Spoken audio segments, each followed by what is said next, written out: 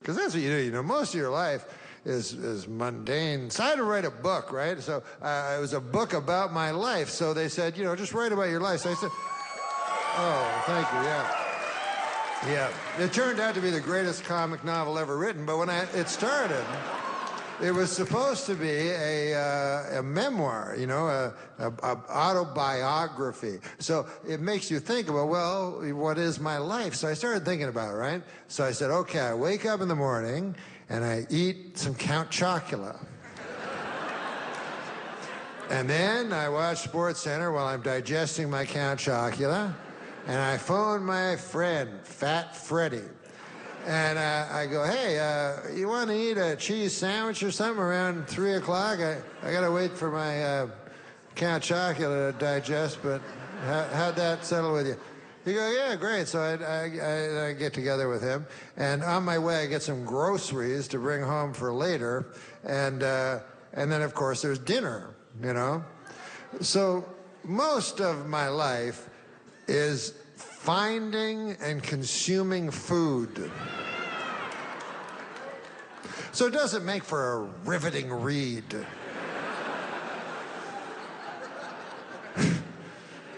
It's incredibly repetitious.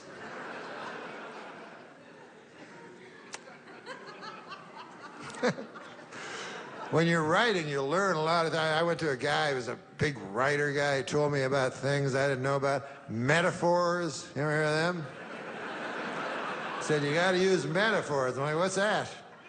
He's like, that's a thing. So a metaphor is like, you can lead a horse to water, but you can't make it drink. So I'm like, what the fuck does that mean? So he's like, that means you can take a person, you know, and you can give him all the information and everything, but he still has to be the one to absorb it himself. So I was like, well, why the fuck didn't you just say that? Like, what? Why do you have to put a horse into it? Like, what? You thought I was so stupid you needed to make it into some fable? Like, what? A horse? Or sometimes the metaphor part of it is true, but then the literal part is not true. Like they'll go like, that which does not kill you makes you stronger, right? Now, metaphorically, that's true. Like maybe a woman breaks your heart, you know, or life deals you a bad hand. And then the next time you're prepared for it and it doesn't hurt you as much. But literally, it's not true at all. Literally, it's that which does not kill you makes you weaker. And will probably kill you the next time it shows up.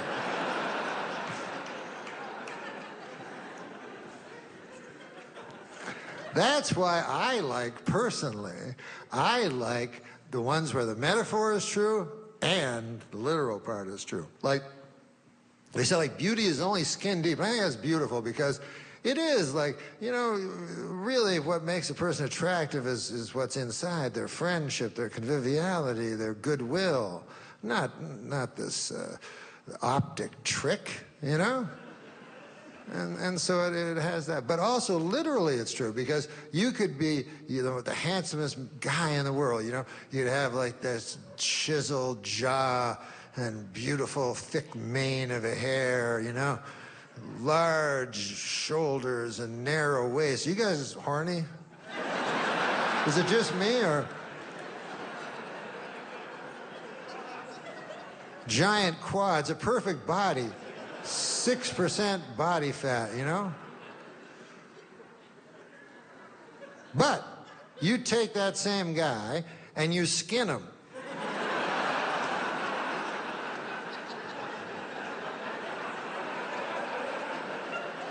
All of a sudden,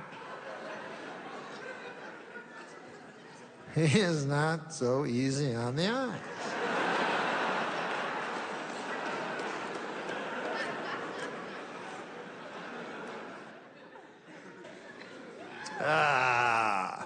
Getting old, you know.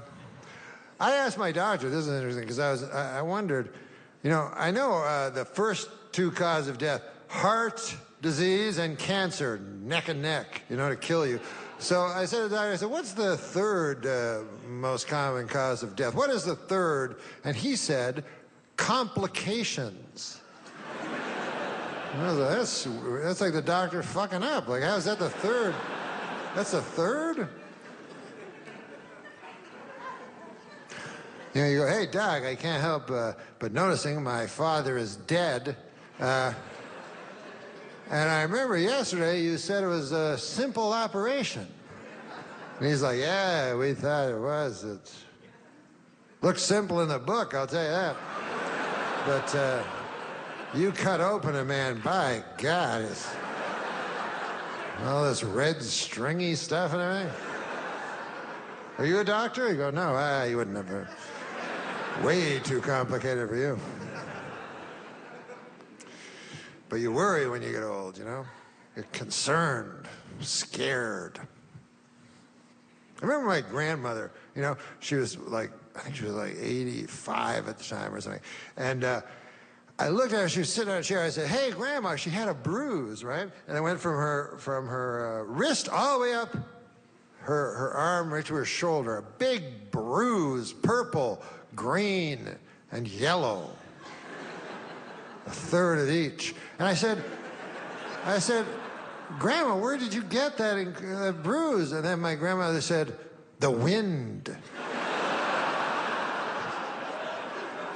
It's like, the wind? And she said, yes, do you remember that gentle breeze yesterday? I was like, yeah, I remember. You'll be good. But anyways, I'm old now, you know. I was young. Now I'm old. Yep. I learned some things in school. But now that I'm old, things scare me, you know, and I think it's the media does it. Like, they go, North Korea, you know, and I don't know, it kind of scares. It doesn't scare me that much, but it's supposed to scare you. But, like, are you really scared? Have you ever woken up, go, ah! And your wife's like, what's the matter, honey? North Korea. A little tiny country way the fuck over somewhere. I'm scared, honey, I'm scared. I'll tell you, Iraq doesn't scare me, North Korea, none of those countries scare me. There's only one country, really, that scares me in the whole country, or in the whole, what do you call that's bigger than a country but less than a galaxy? Earth. The entire Earth, there's only one country that frightens me, and it's the country of Germany. I don't know if you guys are students of history or not, but for those of you who aren't, Germany, in the previous century, of the early part, they decided to go to war. And who did they choose to go to war with? The world.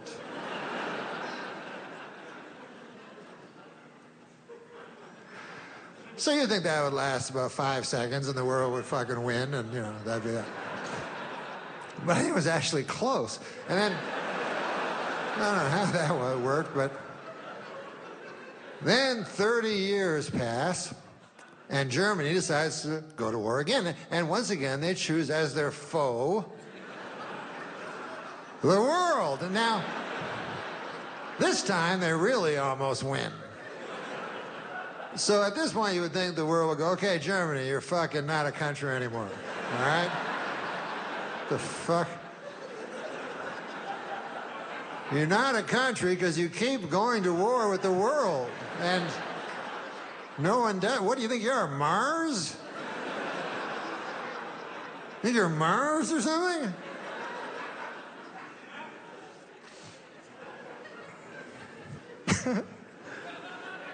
But it's fun to get old, you know? Start watching old things.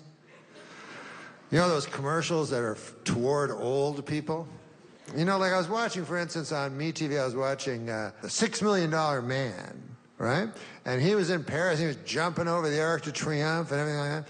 And then, just by luck or coincidence, they went to a commercial, and it was a commercial starring Lee Majors, the $6 Million Man, but as he is today, like an old man. So he's jumping over, and it was for the bionic ear. And it wasn't the real bionic ear from the show. It was a fucking hearing aid.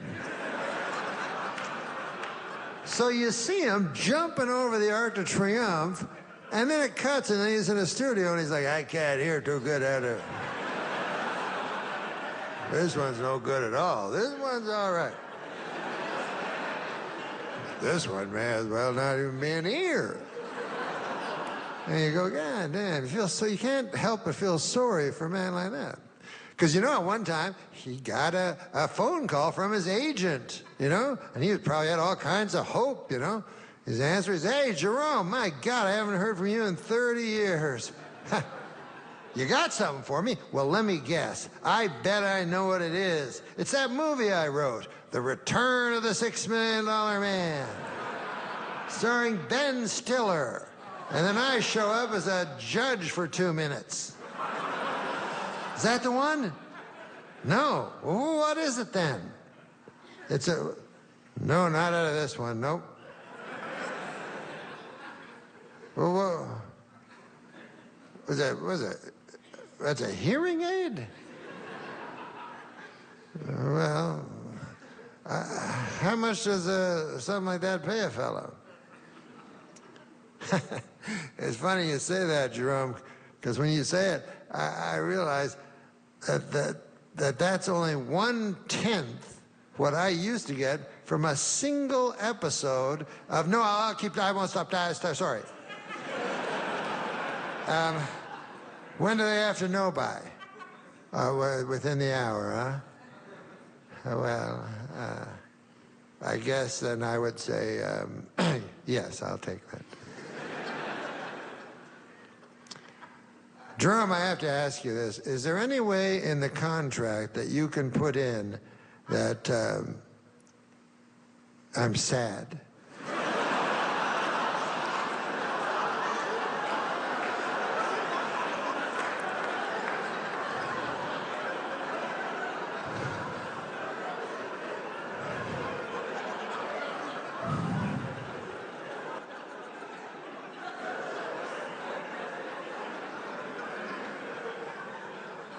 What about those commercials where the guy just tells you stuff you already know? Like there's this one with William Devane, and he goes, you like gold? And you're like, yes, of course.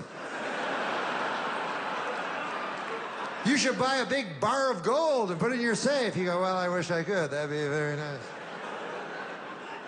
Do you know gold's always been valuable? Yes, I know everything you're telling me. Daffy Duck told me that when I was a little kid. I know all about how gold is valuable.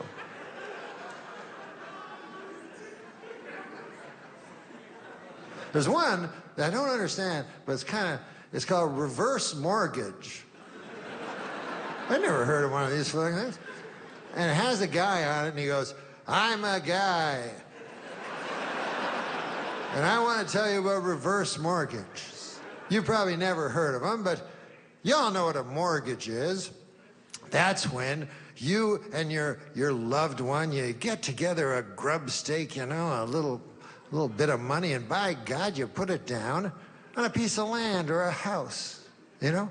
And then every month you pay what's called a mortgage, you know, which is some money to the bank.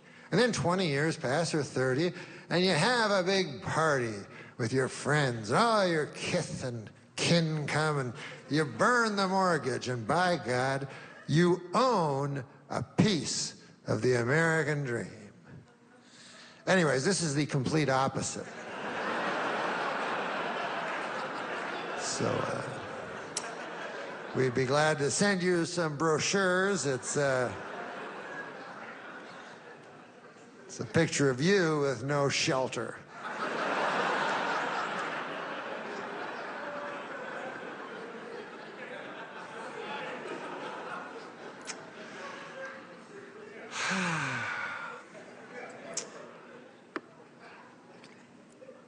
You know, I'm trying to be a bit